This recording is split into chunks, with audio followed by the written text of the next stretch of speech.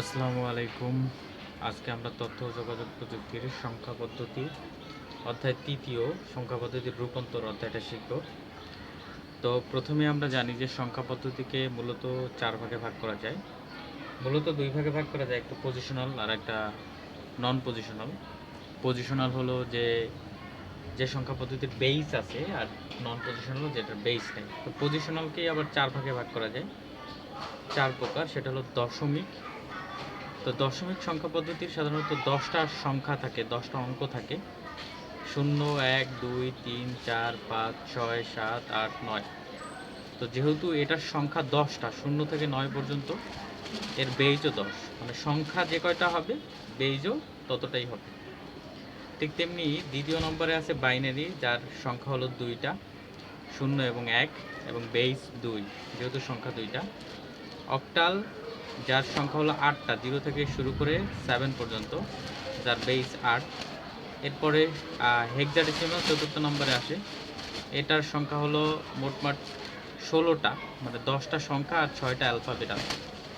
যেমন 0, 1, 2, 3, 4, 5, 6, 7, 8, 9, এরকম 10টা অঙ্ক আছে, এবং অ্যালফাবেট আছে A B C D E F। তারপরে যেহেতু 9-9 এর পরে এ আছে, তো সিরিয়াল অনুযায়ী এর মান হয় 10, বির মান 11, সির মান 12, ডির মান 13, এর মান 14, এফ এর মান 15। তো এখন মূল বিষয়টা আমরা শিখব হলো সংখ্যা পদ্ধতির রূপান্তর। রূপান্তর বলতে বোঝায় যে এক সংখ্যা থেকে অন্য সংখ্যায় কিভাবে আমরা যাব। তো প্রথমেই আমরা দশমিক থেকে কিভাবে বাইনারিতে যাইতে পারি, দশমিক থেকে কিভাবে অক্টালে যাব, দশমিক থেকে কিভাবে হেক্সাডেসিমেলে যাব, সেই বিষয়গুলো, সেই নিয়মগুলো আমরা এখানে লিখেছি। দেখেন, একটা সংখ্যা 2 প্রকারের হতে পারে। একটা ভগ্নাংশ হতে পারে, এবং একটা পূর্ণ সংখ্যা হইতে পারে।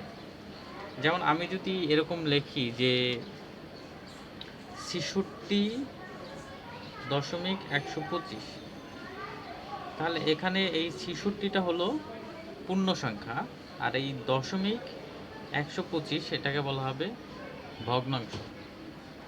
সুতরাং আমাদের খেয়াল রাখতে হবে যে পূর্ণ সংখ্যার ক্ষেত্রে, এই যে এটা পূর্ণ সংখ্যা, এই পূর্ণ সংখ্যার ক্ষেত্রে আমি যদি দশমিক থেকে বাইনারিতে আসতে যাই, তাহলে পূর্ণ সংখ্যার ক্ষেত্রে 2 দিয়ে ভাগ দিব।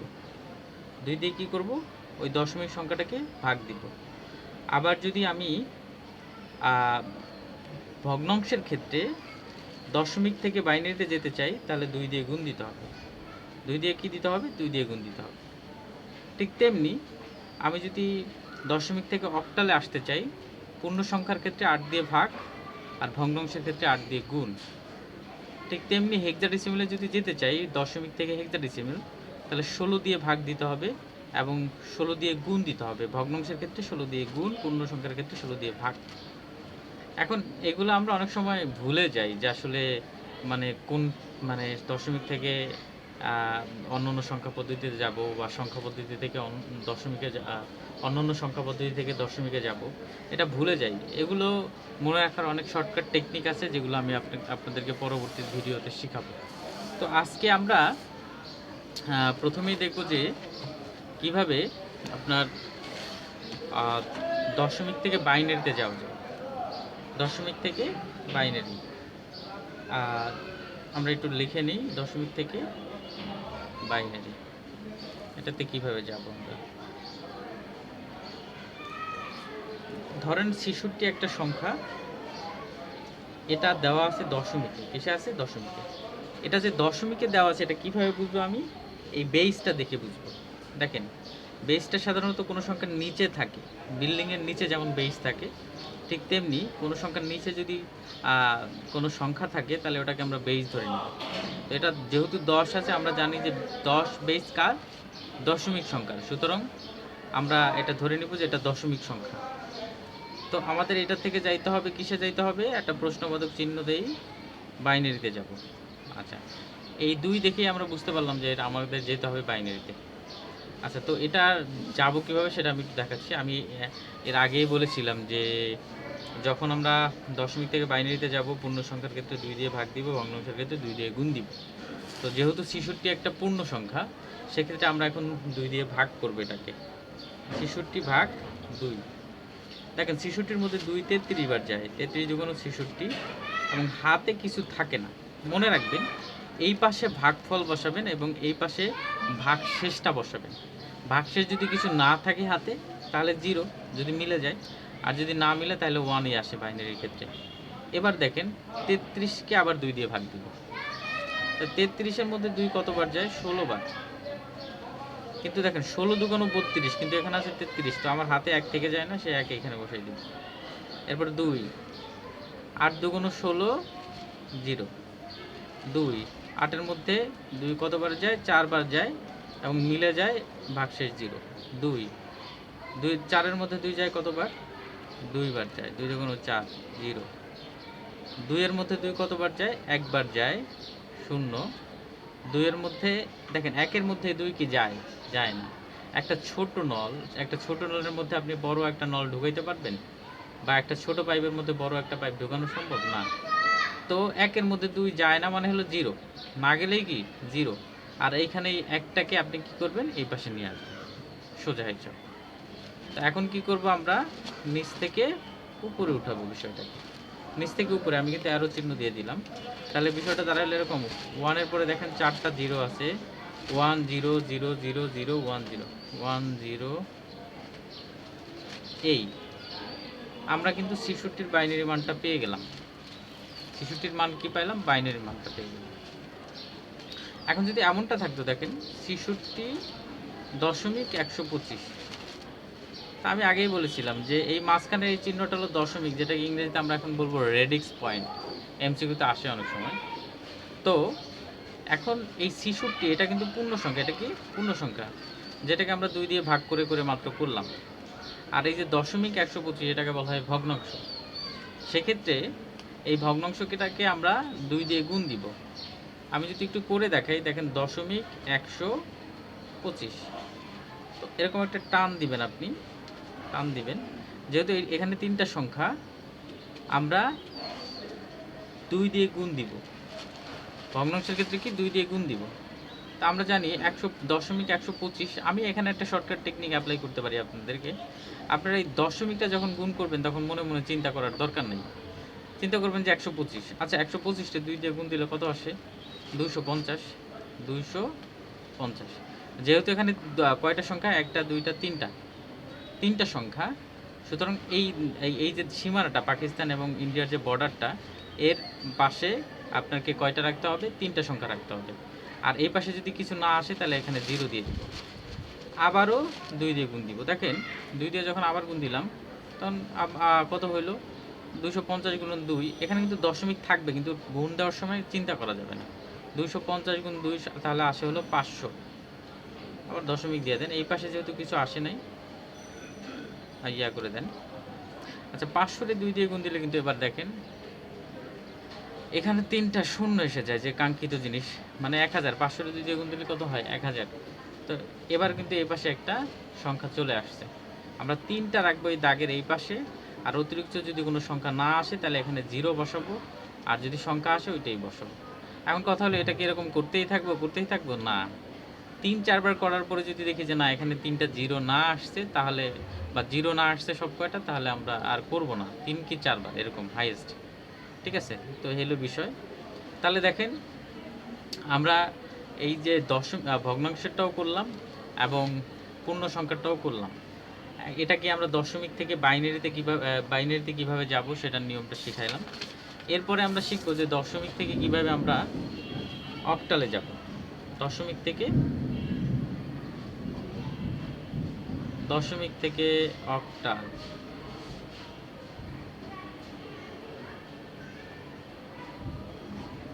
দশমিক থেকে অক্টালে কীভাবে যাবো? Same process.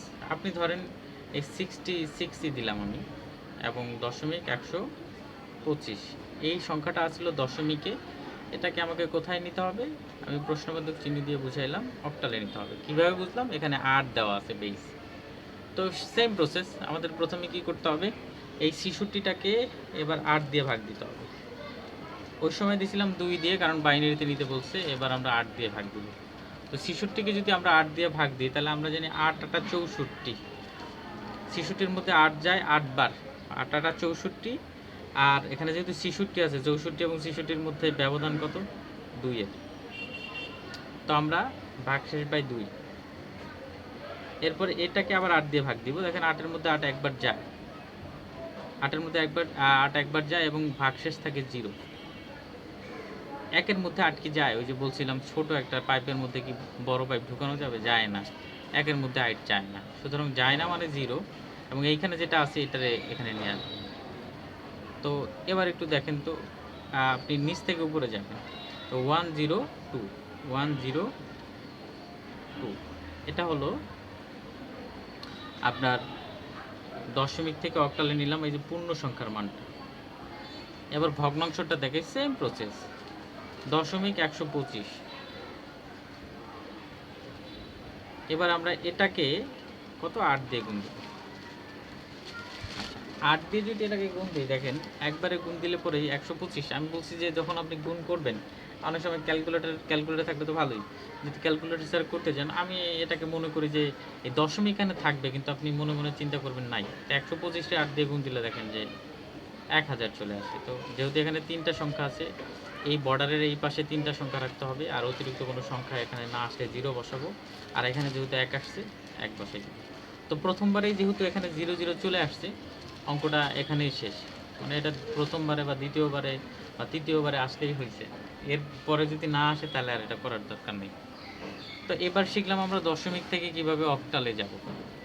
এখন শিখবো আমরা দশমিক থেকে কিভাবে হেক্সাডেসিমেলে যাব। দশমিক থেকে হেক্সা। এখন সেম আমি একটা ওই সেম 166 দিয়েই বুঝাই। 66.125 এটা পূর্ণ সংখ্যা, এটা ভগ্নাংশ। এটা দশমিকে দেওয়া আছে, এটাকে কোথায় নিব আমি এবার? হেক্সাডেসিমেল। কিভাবে বুঝলাম? 16 দেওয়া। আচ্ছা, এই পূর্ণ সংখ্যাটাকে আগে দেখি। সেম পূর্ণ সংখ্যার ক্ষেত্রে আমরা কি বলছিলাম? এবার 16 দ্বারা ভাগ করব। আচ্ছা, 16 16 32, 3 16 8 চলে, 4 16 64। তো 4 বার যায়, তারপরে হাতে থাকে কত? 2, যেটাকে আমরা ক্যারি বলি। আচ্ছা দেখেন তো 4-এর মধ্যে 16 যায় কি না? ওই যে ছোট পাইপের মধ্যে বড় পাইপ ঢোকার যে বিষয়টা, এটা যায় না। সুতরাং যায় না বলতে কি 0। আর এখানে কত আছে? 4 বসাই দিলাম। নিচ থেকে উপরে যান, কত আসে? 4 2, মানে 66-র দশমিক মান 42, 4 2। আচ্ছা, এরপরে কত আসছিল? দশমিক 125। এই যে বর্ডারটা দিলাম। এখন আমি 16 দিয়ে গুণ দিব, যেহেতু বাইনারি থেকে আমি দশমিক থেকে কোথায় যাচ্ছি? হেক্সাডেসিমেলে। 16 দিয়ে যদি গুণ দেন, দেখেন আমি বলছি কি যে দশমিকটা মনে মনে চিন্তা করার দরকার নেই, ক্যালকুলেটর থাকলে আপনি করেন এভাবে। কিন্তু যদি 125-টা 16 দিয়ে গুণ দেন, দেখেন বলে 2000 চলে আসে। একসাথেই আপনার কি চলে আসছে? 3টা শূন্য চলে আসছে। এরকম 3বার করব, যদি কখনো আসে এরকম 0 এখানে সবকটা না হয়, তাহলে আর আর করব না, বন্ধ। 3 কি 4 বার হয়ে গেছে। আর যদি প্রথমেই দেখি যে 0 চলে আসছে, ওকে, এখানেই বন্ধ করে দিব।